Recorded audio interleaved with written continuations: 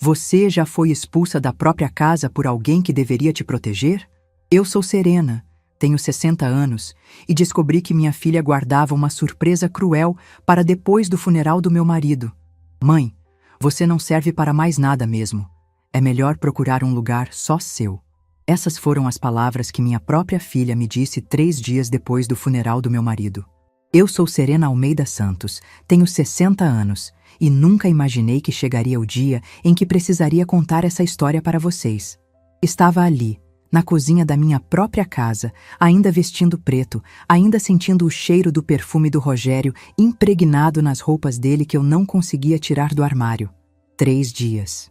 Apenas 3 dias desde que enterramos o homem que foi minha vida por 38 anos e minha única filha já tinha planos para me descartar como um móvel velho. O acidente aconteceu numa terça-feira chuvosa de março. Rogério estava voltando da empresa dele, uma construtora que ele havia construído do zero, quando um caminhão furou o sinal vermelho na Marginal Tietê. O impacto foi tão violento que ele morreu na hora. 62 anos de vida, uma vida inteira de trabalho duro e dedicação à família, acabaram num piscar de olhos. Lembro-me de estar lavando a louça do jantar quando o telefone tocou. Era a voz trêmula de um policial me dizendo palavras que meu cérebro se recusava a processar. Senhora, precisa vir ao Hospital das Clínicas urgentemente. Seu marido sofreu um acidente. Minhas pernas tremeram tanto que precisei me apoiar na pia para não desabar ali mesmo. A corrida até o hospital foi um borrão de lágrimas e orações desesperadas. Júlia, minha filha de 35 anos, me encontrou no corredor da emergência. Ela chegou com aquela cara de preocupação que eu conhecia desde pequena, mas havia algo diferente no olhar dela. Algo que na época eu não conseguia identificar, mas que agora entendo perfeitamente. O médico foi direto. Não havia o que fazer. Rogério havia partido instantaneamente, sem dor, sem sofrimento. Pelo menos isso me consolava. Mas ali, naquele corredor frio e com cheiro de desinfetante, minha vida de casada chegou ao fim de forma abrupta e cruel. Os dias seguintes foram uma névoa de condolências, arranjos de funeral e papelada. Júlia assumiu o controle de tudo, organizou o velório, escolheu o caixão, falou com o padre. Eu estava tão abalada que agradeci por ter uma filha tão presente e eficiente. Que boba eu fui. O funeral foi concorrido. Rogério era respeitado no bairro, tinha muitos clientes que se tornaram amigos ao longo dos anos. A igreja ficou lotada e eu me senti amparada por todo aquele carinho. Pessoas que eu nem sabia que conheciam meu marido vieram me abraçar e dizer como ele era um homem íntegro e trabalhador. Mas foi na volta do cemitério que as coisas começaram a ficar estranhas. Júlia não quis que eu fosse para a casa dela, como sempre fazia quando me sentia triste.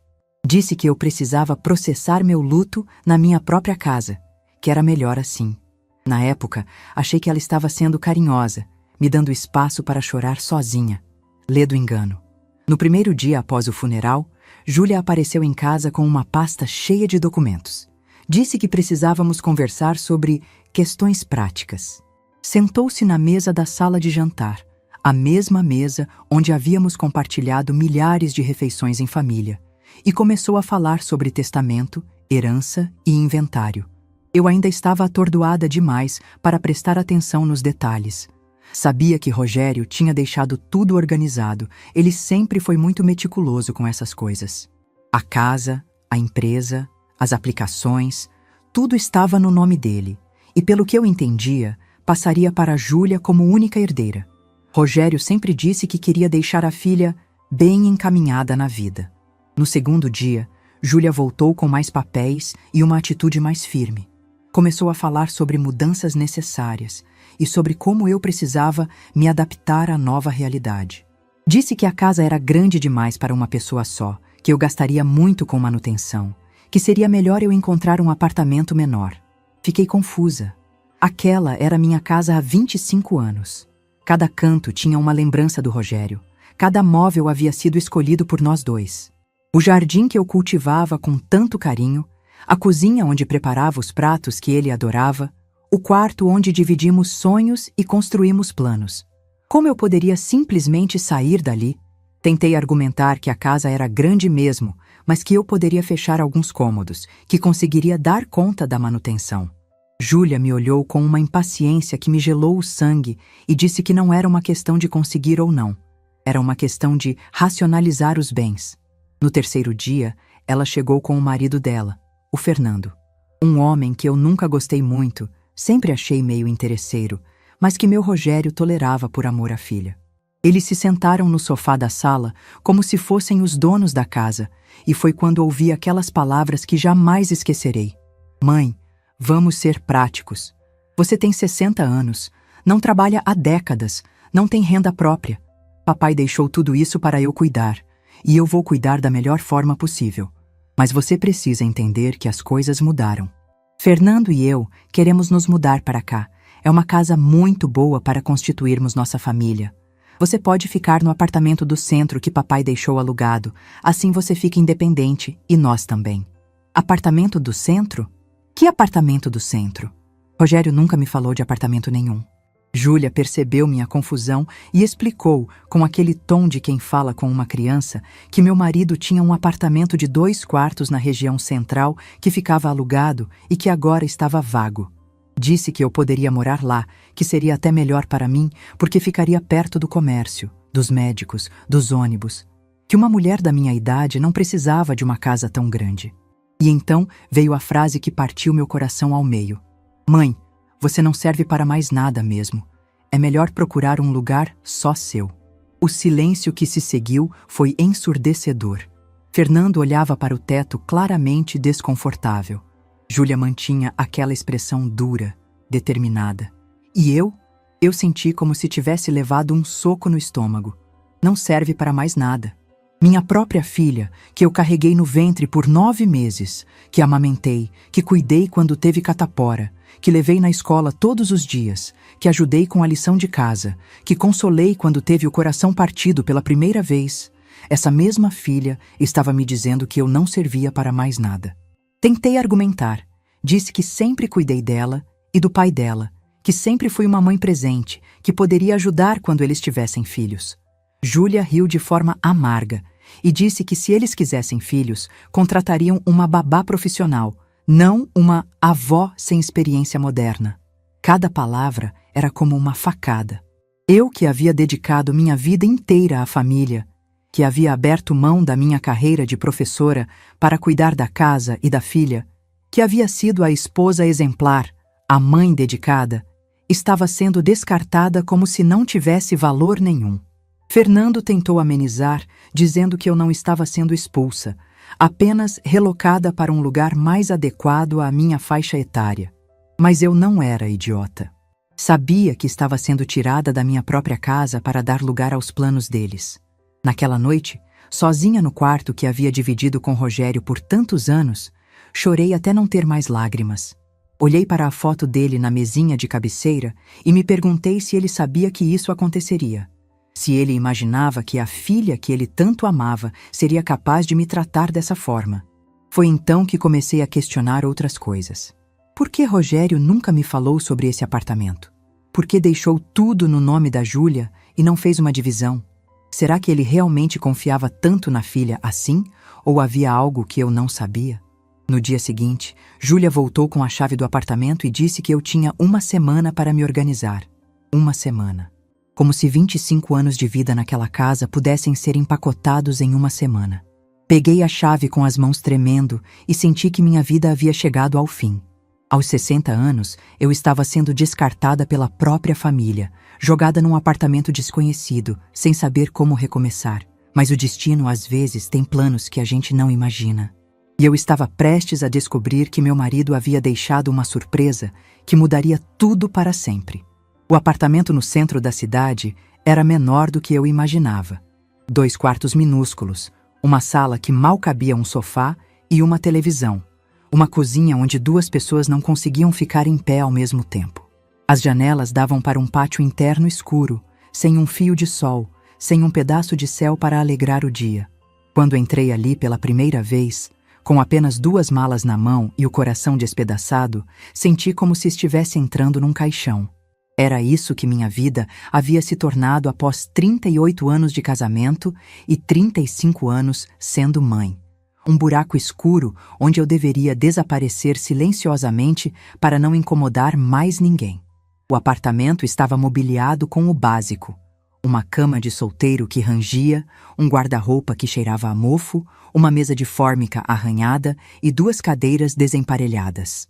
Na geladeira velha, encontrei uma garrafa de água pela metade e um iogurte vencido há 3 semanas. Era isso. Minha nova vida, resumida a um iogurte estragado. Sentei-me na cama e olhei ao redor daquele lugar que Júlia havia escolhido para mim. Não era uma casa. Era um depósito. Um lugar onde se guarda coisas que não servem mais, mas que a gente não tem coragem de jogar fora. Era exatamente assim que minha filha me via. Uma coisa velha que não servia mais, mas que por educação ela não podia descartar completamente. Nos primeiros dias, tentei me adaptar. Comprei algumas plantas para alegrar o ambiente, pendurei cortinas coloridas nas janelas, coloquei as fotos do Rogério e da Júlia em lugares especiais. Tentei transformar aquele lugar num lar, mas era como tentar plantar flores em terra árida. Nada brotava, nada florescia. A solidão era massacrante. Na minha casa, mesmo depois que Rogério morreu, eu ainda sentia a presença dele em cada canto. Aqui, eu me sentia como se estivesse flutuando no vazio. Acordava de manhã sem saber que horas eram porque o sol não entrava. Ia dormir à noite ouvindo os gritos dos vizinhos que brigavam toda madrugada. Júlia apareceu uma vez na primeira semana, mais para verificar se eu não havia fugido do que por preocupação genuína. Olhou ao redor do apartamento com aprovação e disse que eu estava me adaptando bem. Perguntou se eu precisava de alguma coisa, mas do jeito que perguntou, deixou claro que esperava um não como resposta. Disse que precisava de mais roupas, que havia trazido apenas o essencial. Ela suspirou como se eu fosse uma criança chata, pedindo doce, e prometeu que passaria na casa para pegar algumas coisas minhas. Mas as semanas passaram e ela nunca trouxe nada. Quando eu ligava perguntando, ela sempre tinha uma desculpa. Estava ocupada organizando a mudança. Fernando estava estressado no trabalho, ela havia esquecido. Foi nessa época que comecei a perceber como eu havia me tornado invisível para minha própria filha. Não era mais uma pessoa com necessidades, desejos ou sentimentos. Era apenas um problema que havia sido resolvido e arquivado. Comecei a sair do apartamento por desespero. Caminhava pelas ruas do centro sem destino. Entrava em lojas apenas para ter com quem conversar. Sentava em praças para observar outras pessoas vivendo suas vidas. Foi numa dessas caminhadas que conheci Dona Eulália, uma senhora de 68 anos que vendia docinhos na porta da igreja. Dona Eulália tinha um brilho no olhar que eu havia perdido há muito tempo. Contou-me que havia ficado viúva há 5 anos e que os filhos queriam que ela fosse morar com uma das filhas no interior. Mas ela se recusou. Abriu aquele negocinho de doces e estava tocando a vida sozinha, com dignidade e independência. Conversávamos todas as manhãs quando eu passava pela igreja. Ela me contava histórias da sua juventude, dos tempos difíceis que enfrentou, de como havia aprendido a se valorizar depois dos 60. Disse uma coisa que me marcou. Serena, minha filha, a gente passa a vida inteira cuidando dos outros. Quando eles crescem e não precisam mais de nós, a gente acha que nossa vida acabou. Mas é aí que ela realmente começa. Mas eu não conseguia sentir isso.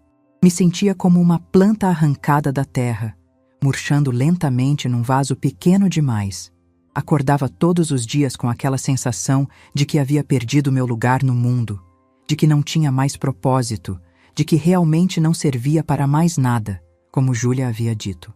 Foi no final do primeiro mês que recebi uma ligação estranha. Era de um escritório de advocacia que eu não conhecia, pedindo para que eu fosse até lá para tratar de assuntos relacionados ao inventário do Sr. Rogério Santos.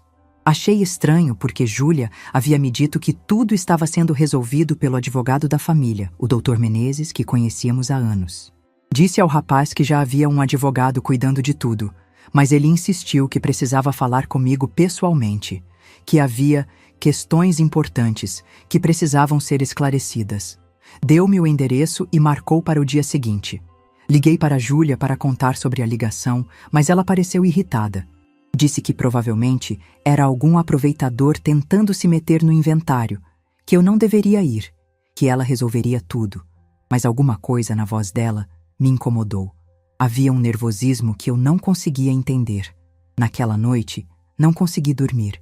Fiquei pensando nas palavras do rapaz do escritório, na reação estranha da Júlia, em todas as coisas que não faziam sentido desde a morte do Rogério. Por que meu marido nunca me falou sobre aquele apartamento? Por que ele deixou tudo para Júlia e não fez uma divisão? Por que ela teve tanta pressa em me tirar de casa? Na manhã seguinte, contra a orientação da minha filha, decidi ir ao escritório. Não tinha mais nada a perder mesmo. Minha vida já havia sido destruída. Então que mal poderia fazer descobrir mais uma verdade dolorosa? O escritório ficava num prédio elegante na região da Paulista. Quando cheguei, fui recebida por um homem de uns 50 anos, muito bem vestido, que se apresentou como Dr. Ricardo Alves. Ele me olhou com uma expressão que eu não conseguia decifrar, uma mistura de seriedade e algo que parecia compaixão. Sentamos numa sala com vista para a avenida, e ele começou me fazendo perguntas sobre minha situação atual, onde eu estava morando, se estava satisfeita, se tinha acesso aos bens deixados pelo meu marido. Respondi honestamente que estava morando no apartamento que Júlia havia me destinado, que ela estava cuidando de tudo. Foi então que Dr. Ricardo fez uma pergunta que me gelou. A senhora chegou a ler o testamento do seu marido? Disse que não, que Júlia havia me mostrado apenas alguns papéis e que eu estava muito abalada para entender tudo. Ele balançou a cabeça e disse que imaginava que fosse isso. Tirou uma pasta da gaveta e colocou alguns documentos na mesa. Senhora Serena, creio que há algumas informações importantes que a senhora precisa saber sobre a herança do seu marido. Meu coração começou a bater mais rápido. Havia algo na voz dele que me dizia que minha vida estava prestes a mudar novamente. Ele explicou que havia sido advogado pessoal do Rogério nos últimos 3 anos, cuidando de questões específicas que meu marido queria manter em sigilo total. Disse que Rogério havia feito não apenas um testamento, mas um testamento com cláusulas muito particulares. Começou a ler um documento que reconheci como sendo da letra do meu marido. Era mesmo o punho dele, aquela caligrafia que eu conhecia tão bem. Mas o conteúdo me deixou sem palavras. Deixo todos os meus bens para minha filha, Júlia Santos Silva, incluindo a casa da família, a empresa, as aplicações e demais ativos, com a condição expressa e irrevogável de que ela cuide de minha esposa, Serena Almeida Santos, com amor, carinho e respeito até o fim de sua vida. Caso esta condição não seja cumprida, todos os bens passarão automaticamente para minha esposa. Dr. Ricardo parou de ler e me olhou. Há mais, senhora Serena, muito mais. Continuou lendo sobre cláusulas que especificavam o que significava cuidar com amor, carinho e respeito. Manter a mãe na casa da família, garantir seu bem-estar físico e emocional, consultar suas opiniões em decisões importantes, tratá-la como matriarca da família. E a parte mais impressionante. Rogério havia deixado instruções para que eu fosse observada secretamente por 3 meses após sua morte. Dr. Ricardo havia contratado um investigador particular para acompanhar como Júlia me tratava. Tudo estava documentado. Minha expulsão de casa, minha vida solitária no apartamento do centro. Olhei para aquele homem elegante que estava me contando que meu marido havia previsto exatamente o que aconteceria. Rogério conhecia nossa filha melhor do que eu imaginava. Ele sabia que ela seria capaz de me descartar assim que ele não estivesse mais ali para me proteger. Dr. Ricardo sorriu pela primeira vez na conversa. Senhora Serena, pela cláusula de proteção do testamento, todos os bens que estavam destinados à sua filha agora pertencem à senhora. A casa, a empresa, os 3 milhões de reais em aplicações, tudo. Senti as pernas bambearem. 3 milhões? Rogério tinha 3 milhões em aplicações e eu não sabia? Dr. Ricardo confirmou que meu marido havia sido muito discreto sobre suas economias, mas que havia juntado uma fortuna considerável ao longo dos anos de trabalho. Há apenas um detalhe, senhora Serena. A transferência só pode ser oficializada se a senhora quiser. Se preferir perdoar sua filha e manter as coisas como estão, é um direito seu também. Olhei pela janela daquela sala elegante para a movimentação da Paulista e senti algo que não sentia há muito tempo. Poder. O poder de escolher meu próprio destino, de decidir como queria ser tratada, de determinar as consequências dos atos das pessoas ao meu redor. Júlia achava que eu não servia para mais nada. Estava prestes a descobrir o quanto havia se enganado. Saí do escritório do Dr. Ricardo com as pernas bambas e o coração disparado. Nas mãos, carregava uma pasta com documentos que mudavam completamente minha realidade. 3 milhões de reais. A casa, a empresa, tudo que Júlia achava que era dela por direito, na verdade dependia de como ela me tratasse. E ela havia falhado miseravelmente no teste. Caminhei pela Paulista sem destino, tentando processar tudo o que havia descoberto. As pessoas passavam apressadas ao meu lado e eu me sentia como se estivesse assistindo a vida acontecer através de um vidro.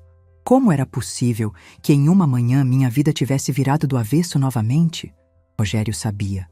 Meu marido conhecia nossa filha melhor do que eu jamais imaginei.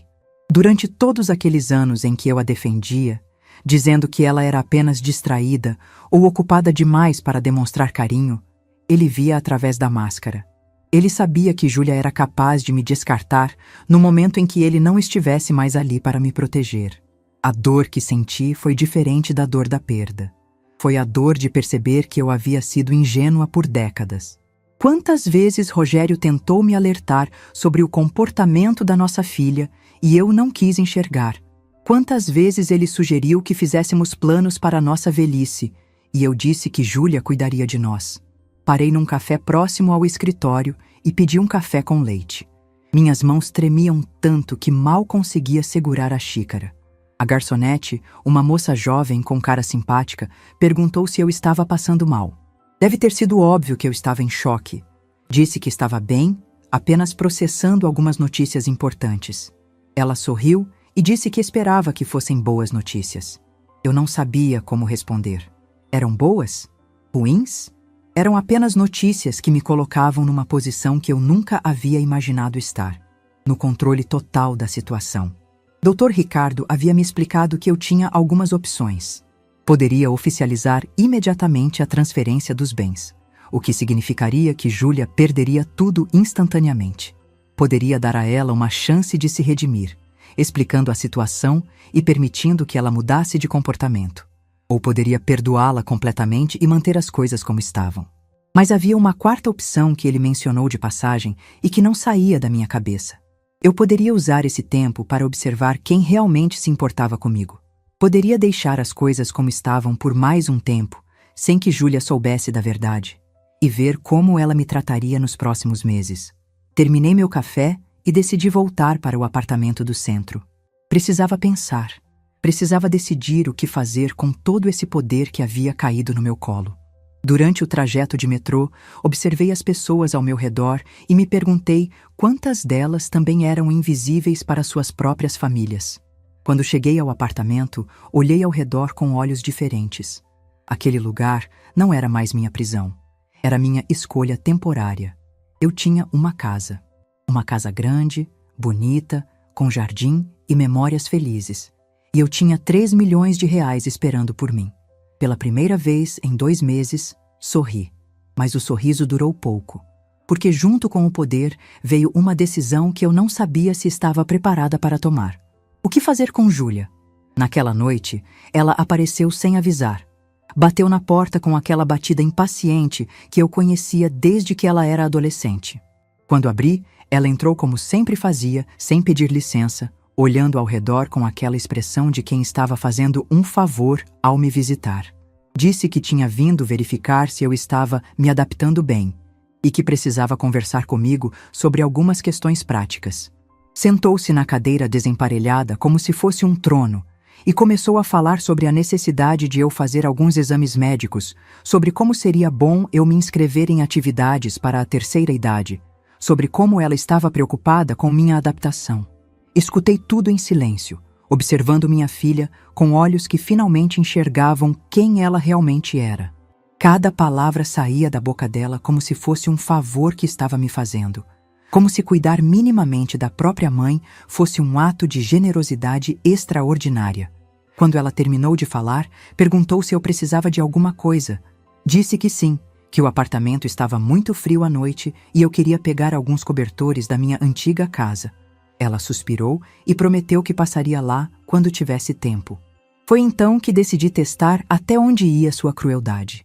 Contei que havia recebido uma ligação de um escritório de advocacia sobre o inventário e perguntei se ela sabia do que se tratava.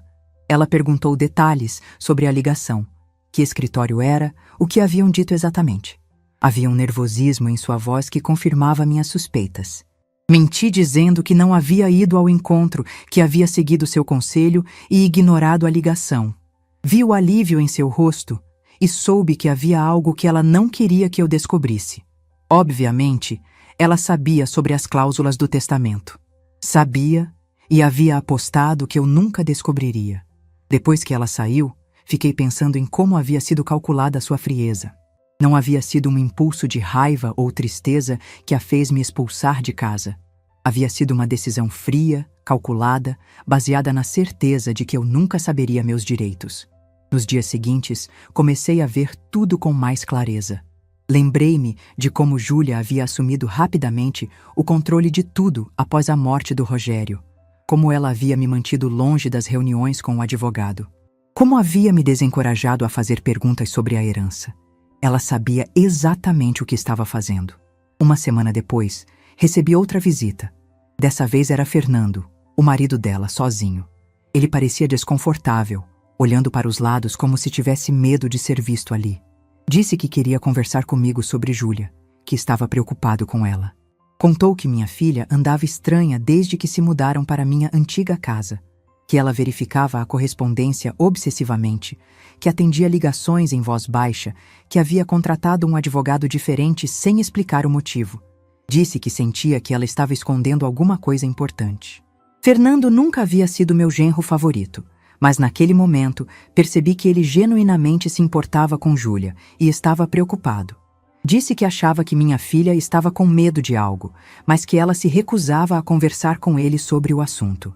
Fiquei tentada a contar tudo para ele, mas Dr. Ricardo havia me alertado sobre a importância de manter sigilo até que eu tomasse minha decisão final. Disse a Fernando que talvez Júlia estivesse apenas estressada com as mudanças e que ele deveria ter paciência. Mas depois que ele saiu, comecei a pensar se Júlia merecia a lealdade que Fernando demonstrava por ela.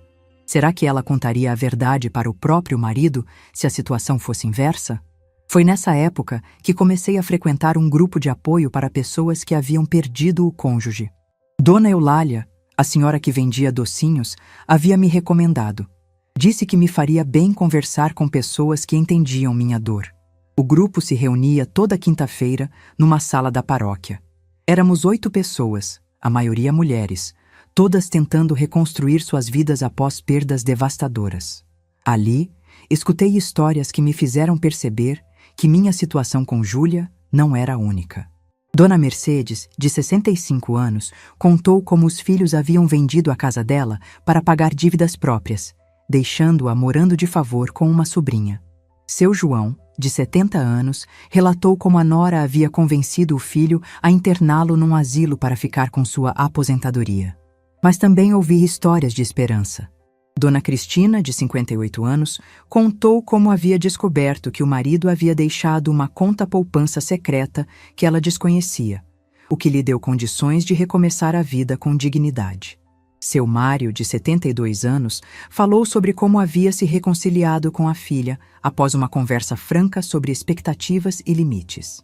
Essas histórias me fizeram perceber que eu tinha uma oportunidade rara, o poder de escolher como minha história terminaria. Não era vítima das circunstâncias, era protagonista da minha própria vida. Uma noite, sozinha no apartamento, peguei o telefone e liguei para Dr. Ricardo.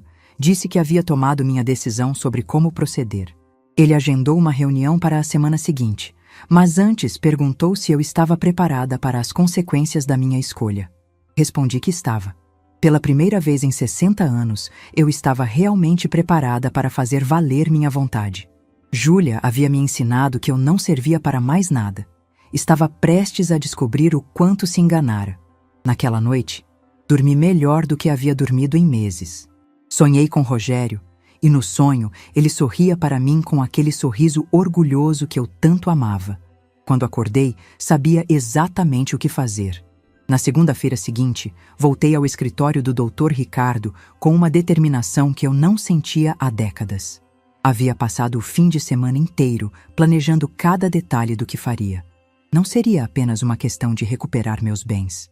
Seria uma lição sobre respeito, dignidade e consequências. Dr. Ricardo me recebeu com aquele mesmo sorriso discreto da primeira vez.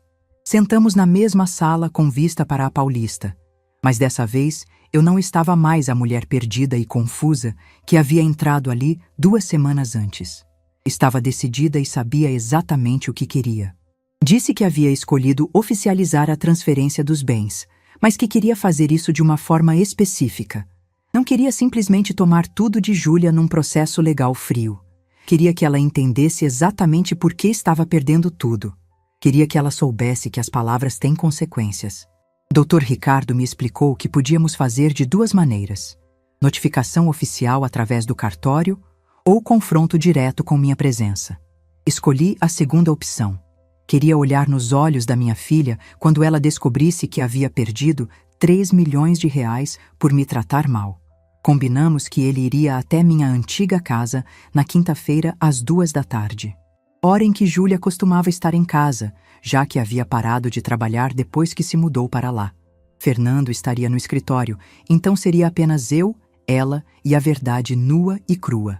Durante aquela semana, me preparei psicologicamente para o confronto. Sabia que não seria fácil. Por mais que Júlia tivesse me magoado profundamente, ela ainda era minha filha. Uma parte de mim esperava que ela pedisse desculpas, que mostrasse arrependimento, que demonstrasse que ainda existia amor verdadeiro entre nós. Na quarta-feira, véspera do encontro, ela apareceu no apartamento novamente. Dessa vez trouxe uma sacola com algumas roupas minhas. Não eram as roupas que eu havia pedido, eram peças velhas que ela claramente queria descartar. Mesmo assim, agradeci como se fosse um grande favor. Júlia parecia mais relaxada dessa vez. Comentou sobre como estava aproveitando para reformar alguns cômodos da casa, sobre os planos que tinha para o jardim, sobre como Fernando estava animado com a possibilidade de ter filhos agora que tinham mais espaço e estabilidade financeira. Cada palavra era como uma facada. Ela estava falando sobre minha casa, sobre o jardim que eu havia cultivado por anos, sobre a estabilidade financeira que vinha do trabalho do meu marido. E falava tudo isso como se fosse uma conquista dela, como se eu nunca tivesse existido. Perguntei como andavam as coisas com o inventário, se havia alguma pendência. Ela disse que estava tudo correndo bem, que o advogado da família estava cuidando de tudo, que eu não precisava me preocupar com nada. Mentiu olhando diretamente nos meus olhos, sem demonstrar nenhum constrangimento. Naquela noite, liguei para Dona Eulália. Precisava conversar com alguém que me entendesse, que não me julgasse pela decisão que estava prestes a tomar. Contei tudo para ela. O testamento, as cláusulas, minha decisão de confrontar Júlia.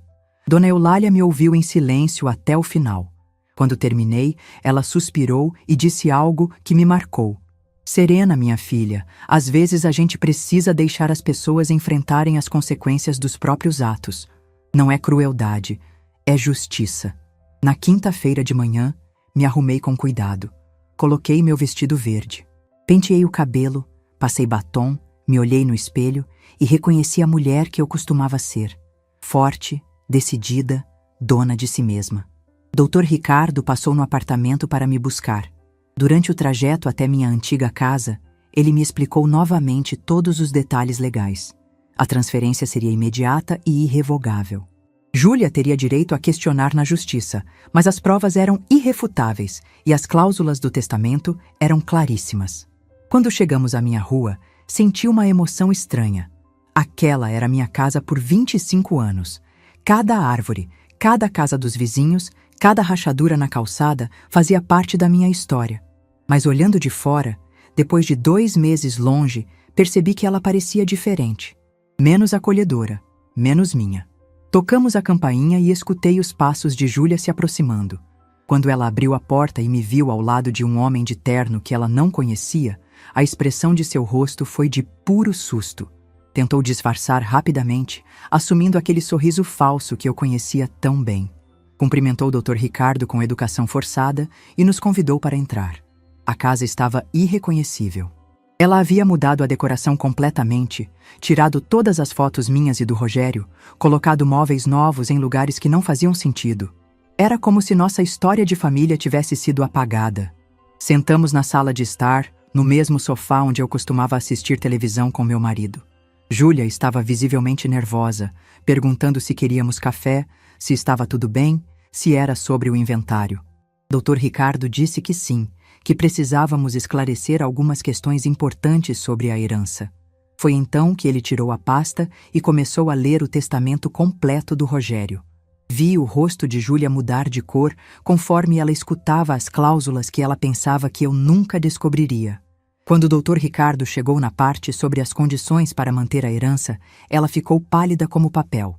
Dr. Ricardo explicou calmamente que um investigador havia documentado meu tratamento durante os últimos 3 meses.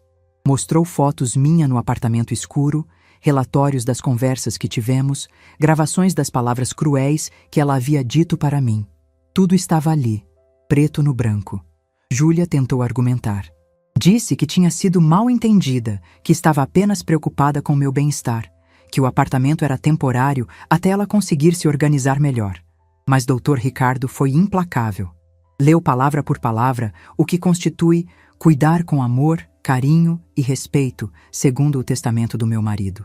Foi então que ela se virou para mim e, pela primeira vez em meses, vi lágrimas em seus olhos. Não eram lágrimas de arrependimento ou de amor. Eram lágrimas de desespero. Ela havia percebido que estava perdendo 3 milhões de reais e uma casa por ter me tratado mal. Implorou para que eu tivesse compaixão. Disse que era minha filha, que família não abandonava a família. Usou as mesmas palavras que eu havia usado quando ela me expulsou de casa, mas agora com papéis invertidos. A ironia era cruel e perfeita. Perguntou se eu realmente seria capaz de deixá-la sem nada, se eu não me importava com o futuro dela e do Fernando. Respondi com a mesma frieza que ela havia usado comigo. Júlia, você tem 35 anos, é formada, não tem filhos dependentes. Você consegue se virar sozinha. Ela tentou uma última cartada. Disse que Fernando não sabia de nada, que ele era inocente e não merecia pagar pelos erros dela. Essa foi a primeira vez que vi um lampejo de consideração genuína pelos outros em sua fala, mas já era tarde demais. Dr. Ricardo explicou que a transferência seria oficializada naquele momento. Entregou os documentos que ela precisava assinar, reconhecendo a perda dos bens, e colocou na minha mão as chaves da minha própria casa. Aquele peso familiar do molho de chaves em minha mão foi indescritível. Júlia assinou os papéis chorando. Perguntou quanto tempo tinha para sair da casa. Dr. Ricardo disse que pela lei ela teria 30 dias, mas que isso dependia da minha generosidade. Olhei para minha filha, a mesma menina que eu havia carregado no colo, que havia ensinado a andar, que havia consolado em todas as dificuldades. Disse que ela 1 semana, o mesmo prazo que ela havia me dado quando me expulsou dali. Antes de sairmos, Júlia fez uma pergunta que me cortou o coração. Mãe, você me odeia? Respondi que não, que nunca poderia odiá-la porque ela era minha filha, mas que também não podia mais confiar nela ou aceitar ser tratada como um estorvo. No caminho de volta, Dr. Ricardo me parabenizou pela coragem. Disse que poucos idosos tinham a determinação de fazer valer seus direitos dessa forma. Mas eu não me sentia corajosa. Me sentia exausta e triste. Naquela noite, sozinha no apartamento do centro, fiquei pensando se havia feito a coisa certa. Havia recuperado minha casa, minha dignidade e minha segurança financeira. Mas havia perdido minha filha para sempre. Ou talvez, pensando bem, eu já a tivesse perdido há muito tempo. Talvez o que eu tivesse feito fosse apenas reconhecer uma realidade que eu me recusava a enxergar. Na manhã seguinte, comecei a fazer as malas para voltar para casa. Minha casa. Pela primeira vez em meses, essa palavra voltou a fazer sentido. 1 semana depois, voltei para minha casa. A mesma casa de onde havia saído com 2 malas e o coração despedaçado, agora me recebia como dona legítima de tudo que meus olhos podiam ver. Quando coloquei a chave na fechadura e ouvi o clique familiar, senti como se estivesse voltando à vida. A casa estava vazia, mas não limpa. Júlia havia saído às pressas, deixando para trás uma bagunça que contava a história de seu desespero. Gavetas abertas, papéis espalhados pelo chão, marcas na parede onde ela havia arrancado quadros com raiva. Era a assinatura de uma derrota que ela não soube aceitar com dignidade. Caminhei devagar pelos cômodos, reconhecendo cada cantinho que havia sido meu lar por tantos anos. O quarto principal, onde Rogério e eu dividimos sonhos e construímos planos. A cozinha, onde preparei milhares de refeições com amor. O jardim onde passei manhãs inteiras cuidando das flores que eram meu orgulho. Mas havia algo diferente na atmosfera. Não era mais apenas nostalgia ou saudade. Era a sensação de recomeço.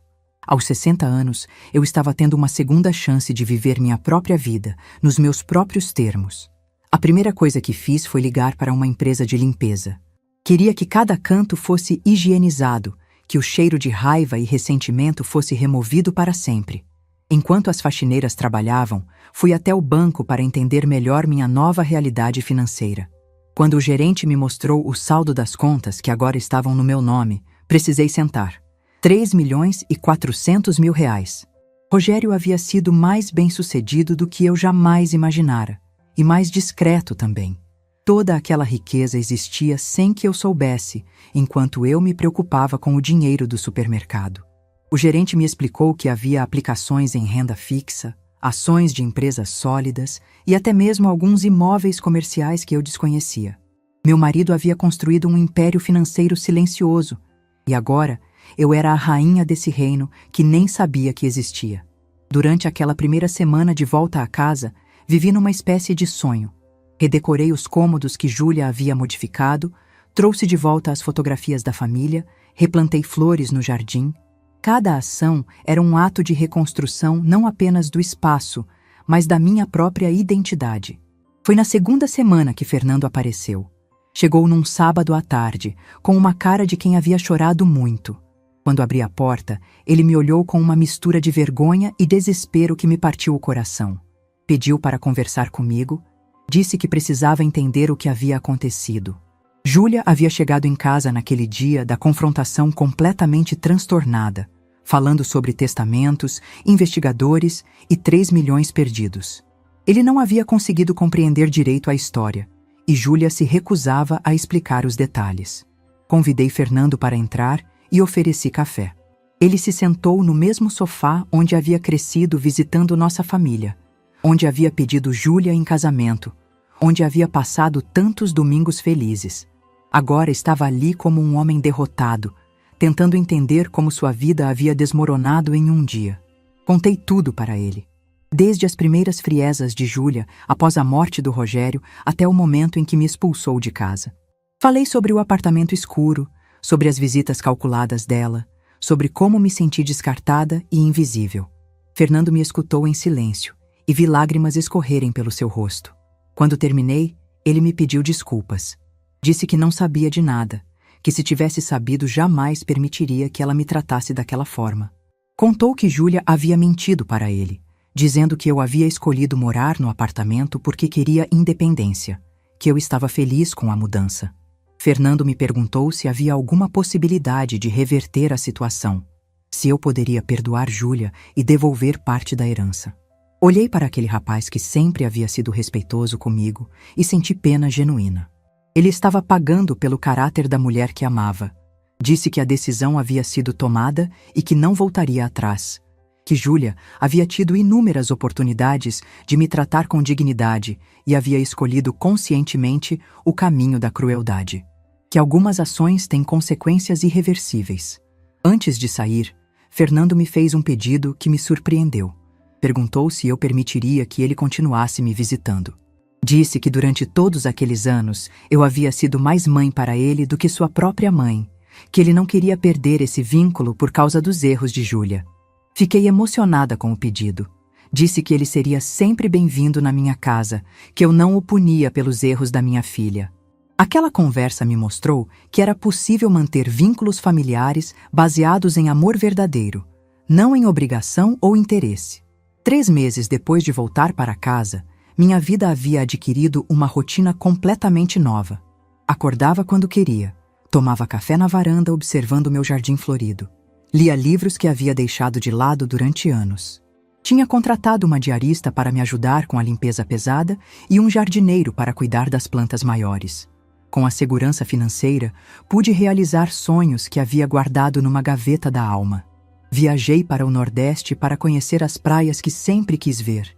Fiz um curso de culinária francesa que era minha paixão secreta. Comprei um carro pequeno e aprendi a dirigir aos 60 anos, coisa que Rogério sempre disse que eu não precisava fazer. Também comecei a ajudar outras pessoas. Através do grupo de apoio da paróquia, conheci idosos em situações similares à que eu havia vivido. Criei um fundo para ajudar pessoas da terceira idade que estavam sendo maltratadas por familiares. Era minha forma de transformar minha dor em ajuda para outros. Júlia tentou me contactar algumas vezes durante esses meses. Ligações que eu não atendia, mensagens que eu não respondia. Não era por raiva ou desejo de vingança. Era porque eu havia aprendido que algumas pontes, quando queimadas por quem deveria protegê-las, não podem mais ser reconstruídas. Soube através de Fernando que ela havia conseguido um emprego numa empresa de contabilidade e que haviam se mudado para um apartamento alugado na Zona Leste. Que ela estava fazendo terapia, tentando entender seus próprios comportamentos. Fiquei genuinamente feliz por saber que ela estava tentando se reconstruir. Alguns meses depois de voltar para casa, organizei uma festa. Convidei Dona Eulália, as amigas do grupo de apoio, Fernando, alguns vizinhos antigos que sempre foram carinhosos comigo. Minha casa ficou cheia de risadas, conversas animadas e carinho verdadeiro. Durante a festa, Dona Mercedes, aquela senhora cujos filhos haviam vendido sua casa, me fez um comentário que ficou marcado. Serena, você nos ensinou que nunca é tarde para exigir respeito. Sua coragem inspirou muita gente a não aceitar migalhas de afeto. Naquele momento, entendi que minha história havia se tornado maior do que eu imaginava. Não era apenas sobre uma mulher que havia recuperado seus bens. Era sobre dignidade, sobre o direito de ser tratada com respeito independente da idade, sobre a coragem de fazer escolhas difíceis quando necessário.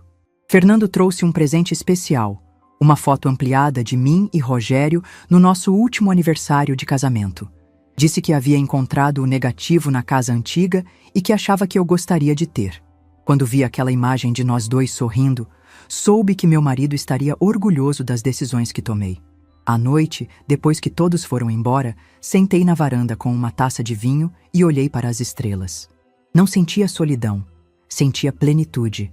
Havia recuperado não apenas minha casa e minha segurança financeira, mas principalmente minha autoestima e meu senso de valor próprio.